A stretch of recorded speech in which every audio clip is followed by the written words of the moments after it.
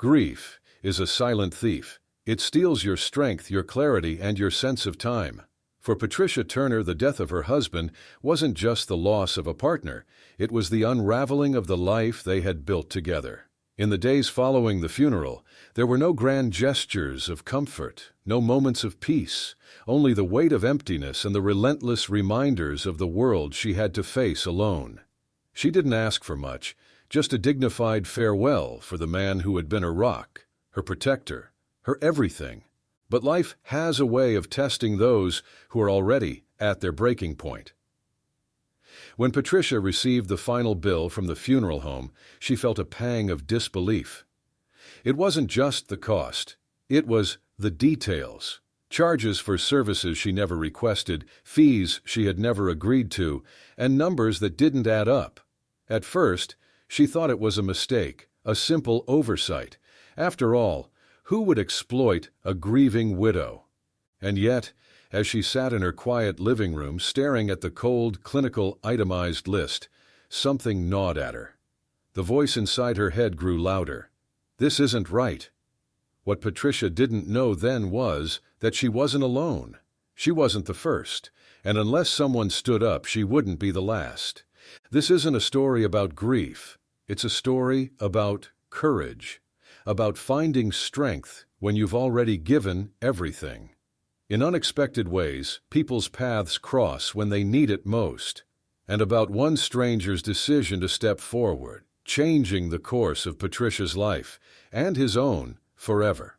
What would you do if you realized you were being taken advantage of when you were at your most vulnerable? How far would you go to protect the memory of someone you loved? Patricia Turner was about to find out. Patricia Turner was no stranger to hardship. She had spent much of her life navigating the complexities of a world that often seemed indifferent to her struggle. In her early 50s, she had already weathered storms most people could only imagine. Yet none of that prepared her for the storm that followed the death of her husband, John. John Turner was a pillar of the community, a man who had dedicated his life to uplifting others, to fighting for fairness in a world that too often ignored the voices of those in need. He was the kind of man who would go out of his way to help someone and who would put his family first, no matter the cost. Patricia had always admired his strength, his compassion, and his sense of justice. They were partners in every sense of the word, bound by more than just love, but a shared purpose. When John passed away unexpectedly, it left a void in Patricia's life that seemed impossible to fill. But through her grief, there was one thing she knew for certain. She would ensure he received the funeral he deserved. No expense would be spared for the man who had given so much of himself. The plan was simple, small, intimate, dignified, a respectful farewell. But when she walked into the funeral home, a place that was meant to offer peace, something felt off. The manager, a man who greeted her with a practiced smile, reassured her that everything would be taken care of. She had no reason to doubt him. Yet, as the days passed and the details of the arrangement began to unfold, Patricia began to feel uneasy. The charges were higher than expected, far higher, fees that didn't seem to match the services. They were hidden under layers of vague language, additional costs, surcharges, mandatory expenses. It wasn't long before Patricia realized that she was being taken advantage of in her most vulnerable moment. This wasn't an isolated incident. The funeral home, known for its small-town charm, had a darker side, one that preyed on people like Patricia, grieving families who didn't know any better, families that just wanted to bury their loved ones in peace. And the manager, well, he knew exactly how to exploit that vulnerability.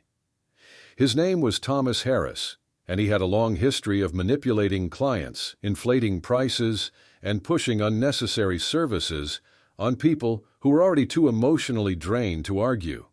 He wasn't just a businessman. He was a predator, and Patricia Turner had become his next target. But Patricia wasn't one to simply accept injustice. She was strong and capable, and had always fought for what was right. But this situation, this betrayal, it took everything from her. Her resolve, her patience, and now even her faith in the very systems that were supposed to protect her. And yet, just when she thought she was at her breaking point, a stranger would walk into her life, someone who had been touched by a similar tragedy. Marcus Williams was a man who understood loss, perhaps better than anyone. Like Patricia, he had lost a loved one under tragic circumstances. His father, a man who had built a name for himself as a community leader, had been taken too soon, and Marcus had found himself in the same position as Patricia, fighting against a system that seemed designed to take advantage of those who were grieving. But Marcus had a different kind of strength. He had been to law school, he had the resources, and he had the drive to right the wrongs he saw. When Marcus heard about Patricia's situation, he didn't hesitate. He reached out, determined to help her in any way he could.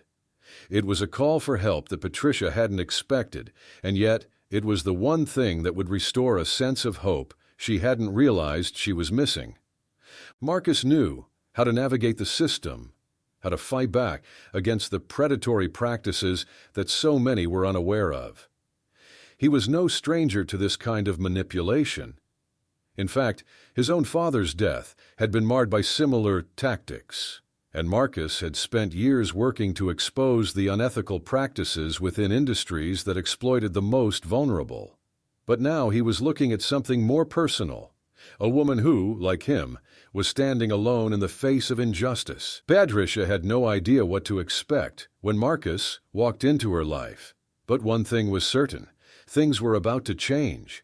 The fight for justice was just beginning, and with Marcus by her side, Patricia would soon find herself not only fighting for what was right for her husband, but for everyone who had been wronged by those who had forgotten their humanity in the name of profit.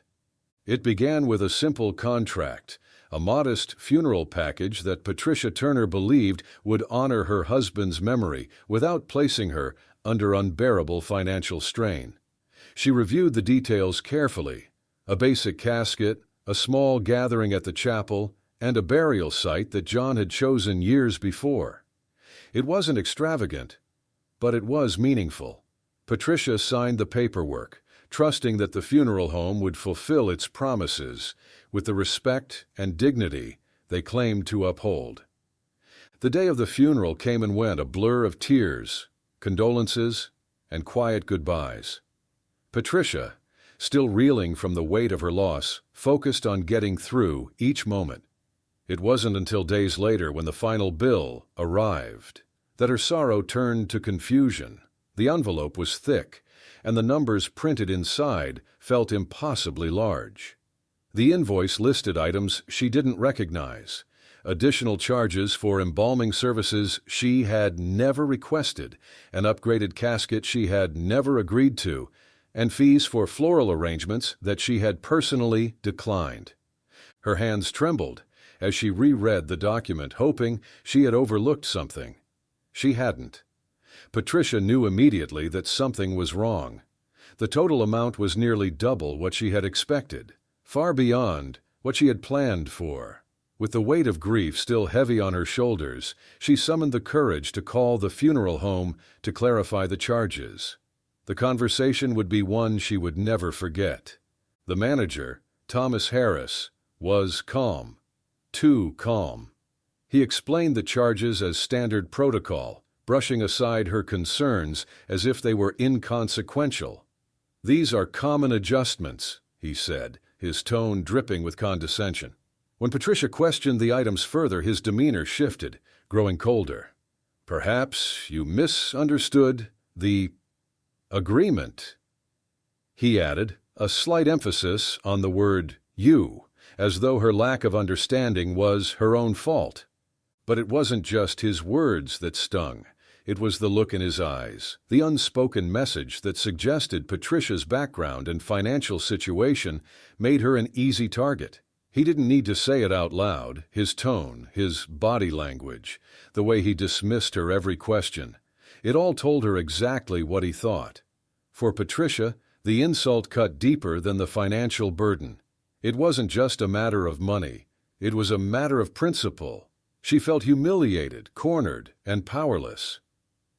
That night, Patricia sat in her living room staring at the bill once more. She couldn't let this go, not without a fight. But where could she turn? The local legal aid office told her what she feared most. Without substantial evidence, there was little they could do. The funeral home had covered their tracks well, masking the added charges with vague language and signed agreements that would hold up in court. Patricia felt as though she were sinking, each avenue for justice blocked by walls too high to climb. She wasn't just fighting for her late husband's dignity, she was fighting for her own. But in a system designed to protect businesses over individuals, how could one grieving widow possibly make a difference? Patricia didn't have an answer, but she knew one thing: giving up was not an option. Somewhere, somehow, there had to be a way forward. What she didn't know was that her story was already beginning to reach the ears of someone who would soon become her greatest ally. Help came when Patricia least expected it. On a humid afternoon at a local community resource event, she stood in the back, lost in thought, holding a cup of coffee she barely tasted. Surrounded by tables offering advice and pamphlets, she felt invisible until a man approached her. He introduced himself as Marcus Williams, a lawyer volunteering at the event. His voice was steady, his presence calm. "Are you doing okay?" he asked. The question broke through Patricia's emotional walls. She poured out her story: the funeral home, the inflated charges, the condescension. Her words tumbled out in fragments, laced with pain. Marcus listened carefully, his face growing serious. When she finished, he said something she hadn't heard in weeks. "You don't have to go through this alone. Let me help." Marcus wasn't just offering words of comfort. Years earlier, he had faced a similar betrayal after his father's death. The injustice had driven him to become a lawyer, determined to fight for families like his own. Patricia's story reignited that passion. He assured her he'd represent her without charge, promising they would uncover the truth together. For the first time in weeks, Patricia felt a spark of hope. Marcus worked tirelessly, starting with Patricia's contract. He dissected every line, uncovered hidden fees, and interviewed former employees. What he found was shocking: a systematic exploitation of grieving families. Dozens of other victims had similar stories: bills inflated with unnecessary charges, services they didn't agree to, and vague language designed to confuse them. The funeral home had built a profit machine on the backs of vulnerable families, led by its manager, Thomas Harris. Harris's tactics were deliberate. Former employees admitted he pressured them to upsell unnecessary services and fabricate charges, knowing most families wouldn't question the bills. Marcus documented everything, creating a growing case file that painted a damning picture of greed and exploitation. As the evidence piled up, the community began to take notice. Other families came forward, inspired by Patricia's courage. Their stories strengthened the case and drew attention to the funeral home's unethical practices. What started as one widow's fight was becoming a collective battle for justice. For Patricia, this fight was about more than money. It was about reclaiming her dignity. With Marcus's guidance, she stepped into a role she never expected, becoming the voice for others who had suffered in silence. She reached out to victims, reviewed evidence, and prepared herself for a legal battle. It was exhausting, but it gave her purpose. For the first time since John's death, she felt empowered. When the pressure mounted, she found strength in her memories of John. His words echoed in her mind: "Do what's right, no matter how hard it gets." Those words became her guiding light, pushing her forward when the weight of the fight seemed too much. Finally, Marcus filed a lawsuit against the funeral home.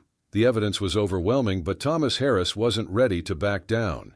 He fought back with aggressive tactics, hiring high-powered lawyers and launching a smear campaign against Patricia and Marcus.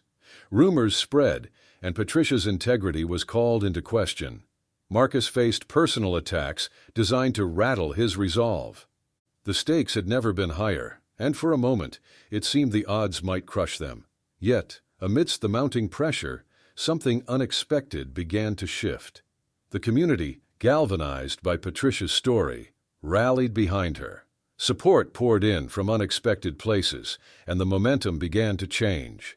What neither Patricia nor Marcus could foresee was that their fight had caught the attention of someone powerful, someone who would tip the scales in a way they never imagined. Just as hope seemed to waver, everything was about to change. The courtroom was silent except for the rustle of papers and the occasional sound of a gavel. Patricia sat at the plaintiff's table, her hands clasped tightly in her lap, her eyes fixed on Marcus. This was the moment they had fought for, the culmination of months of work, sleepless nights, and unrelenting determination. Across the room sat Thomas Harris, his expression unreadable, his lawyers stoic as they prepared to defend what had been exposed as indefensible. Marcus rose to present the case, his voice measured but firm. He began by laying out the evidence, a trail of contracts riddled with discrepancies, invoices padded with fees for services never requested.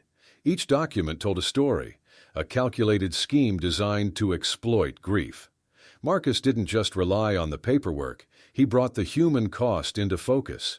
Witness after witness took the stand, families who had suffered the same treatment as Patricia. An elderly couple tearfully recounted being pressured into paying for a casket they couldn't afford. A single mother described how she drained her savings after being blindsided by inflated charges. Each testimony painted a picture of systematic exploitation, and each one made it harder for the jury to ignore the truth. As Marcus presented his final piece of evidence, an internal memo from a former employee detailing explicit instructions from Thomas Harris to maximize profits at all costs, the courtroom murmured with shock. The memo confirmed what many had suspected. This wasn't an isolated incident, but a deliberate strategy. The weight of the evidence was impossible to dismiss. Even the defense lawyers, who had fought so hard to discredit Marcus and Patricia, seemed to falter under the growing tide of revelations. When the verdict was announced, Patricia's heart pounded in her chest. The jury found the funeral home guilty of fraud and unethical business practices. The court ordered a substantial fine and mandated full restitution to Patricia and every other family that had been defrauded. For many, it was the financial relief they desperately needed. For Patricia, it was more than that. It was the vindication she had longed for. Thomas Harris, the man who had dismissed Patricia with such cold indifference, sat stone-faced as the judge announced that he was to resign immediately. The weight of public disgrace hung over him, a stark contrast to the power he once wielded with impunity. Patricia watched him leave the courtroom, her emotions a mix of relief, triumph, and quiet sadness. She had fought for justice, not just for herself, but for every family who had been taken advantage of. And now, at last, it felt like she had honored John's memory in the way he deserved. As the courtroom emptied, Patricia turned to Marcus. There were no grand gestures, no celebratory speeches, just a simple handshake and a quiet moment of understanding. They had done what they set out to do, and though the scars of the fight would remain, they knew they had made a difference. The ruling sent shockwaves through the community. Families who had once felt powerless now stood taller, emboldened by the outcome. The funeral home closed its doors, its name forever tarnished. Patricia, meanwhile, returned home, not just with justice, but with her dignity restored. Her story became a beacon of hope, a reminder that even in the face of overwhelming odds, the truth could still prevail. The battle was over, but the scars of the fight remained. For Patricia Turner, justice had been served, but her journey wasn't defined by a courtroom victory alone. It was defined by resilience, by finding the courage to confront an injustice when the world felt like it was collapsing around her. A week after the verdict, Patricia invited friends, family, and members of the community to a small gathering. The setting was simple but heartfelt, a garden where John had spent countless afternoons tending to his flowers. There were no extravagant displays, just an intimate circle of people who had stood by Patricia, who had believed in her when she doubted herself. As the sun set, casting a warm golden light over the gathering, Patricia spoke quietly but firmly. She thanked those who had supported her, acknowledged the strength she had drawn from the community, and honored the memory of her husband, whose sense of fairness had inspired her to fight for what was right. It wasn't just about her anymore. Patricia's story had touched a chord far beyond her immediate circle. Her fight had sparked conversations about accountability and the importance of protecting those who are most vulnerable during times of grief. Community leaders began advocating for stronger consumer protection laws, aiming to prevent others from enduring what Patricia had faced. Her case became a rallying point, a symbol of what could be achieved when people stood together against injustice. This wasn't just a story about a widow or a single courtroom battle. It was a story about the enduring power of community and the importance of resilience. Patricia's fight reminded everyone that even in the face of overwhelming odds, one voice can spark change. It was a call to action for businesses to prioritize compassion over profit, for lawmakers to enforce stronger protections, and for individuals to support one another during life's most difficult moments. As Patricia lit a candle in John's honor, that evening, surrounded by the people who had become her extended family, she found herself reflecting not just on the pain she had endured, but on the strength she had discovered within herself. Her journey was a testament to what could be achieved when justice and humanity prevail over greed and indifference. And so, in a quiet moment of peace, Patricia Turner stood tall, no longer defined by the loss she had endured, but by the legacy she had created, a legacy of courage, determination, and hope. Stories like Patricia's remind us that even in our darkest moments, courage and community can light the way forward. Have you, or someone you know, ever faced a situation like this? Share your story in the comments below. Your voice could inspire others to stand up for what's right. If Patricia's journey moved you, take a moment to like this video, subscribe to our channel, and share it with someone who might need to hear it. Together, we can amplify these stories, raise awareness, and support each other in times of need.